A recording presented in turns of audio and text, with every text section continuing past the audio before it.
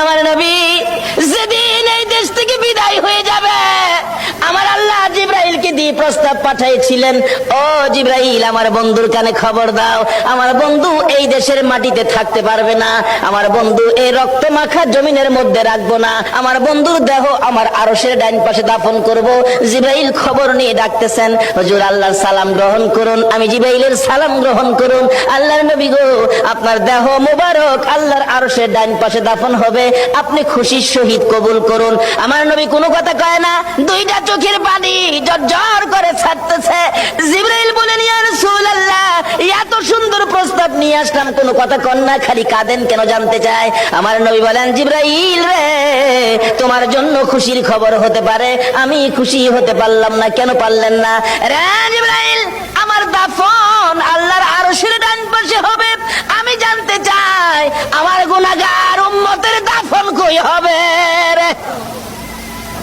জিবরাইল বলেন, আপনার উম্মতের দাফন এই জমিনের মধ্যে হবে। আমার নবীর কান্না আরো বেড়ে গেছে। জিবরাইল, না না, সইতে পারি না, আমি আর সে থাকবো আর আমার উম্মতেরা এই জমিনে থাকবে। আমার মন মানে না, প্রস্তাব আমি রাখবো না। আমার পক্ষ থেকে একটা প্রস্তাব আমার প্রভুর দরবারে তুলে ধরো। জিবরাইল রে, আমার গুনাহগার এতিম উম্মতেরা যেই জমিনে থাকবে, আমি নবী আর সে যাব না রে, আমি আমার গুনাহগার উম্মতের পাশে সেই জমিনের মধ্যে শুয়ে থাকবো। আরে দয়ালো নবী, প্রেমের ছবি আর আসবে না জগতে, আমার দয়ালো নবী, প্রেমের ছবি আর আসবে না। হাসর দিনে উম্মত বিনে, হাসর দিনে উম্মত বিনে যাবে না নবীজি বেহেশতে।